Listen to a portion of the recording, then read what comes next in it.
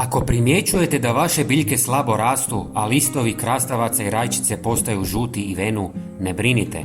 Danas vam pokazujemo kako napraviti jednostavan, ali snažan prirodni fungicid protiv pepelnice, plamenjače i drugih gljivičnih bolesti.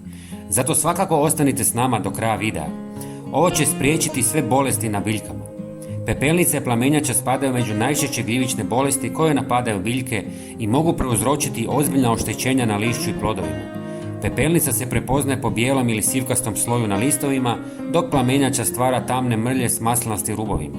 Rješenje koje ćemo danas podijeliti je povoljno, jednostavno za pripremu i može spriječiti veliki gubitak prinosa.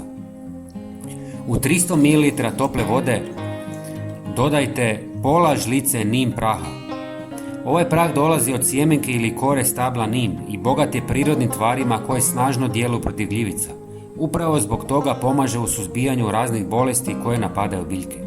Osim toga, nim imaju učinak protiv štetnih insekata, pa tako može spriječiti širenje bolesti koje prenose štetočine poput lisnih uši i sitnih leptira.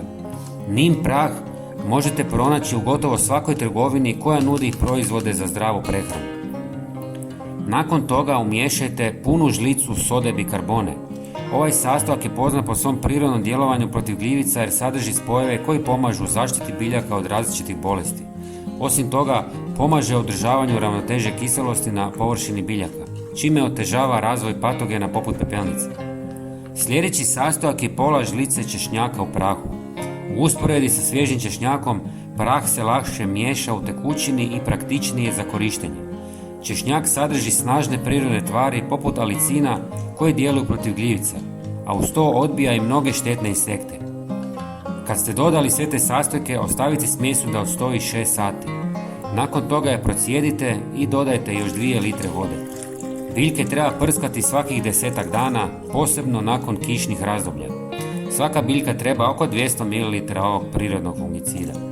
Dragi prijatelji, pozivamo vas da se pretplatite na naš kanal kako ne biste propustili nove korisne savjete.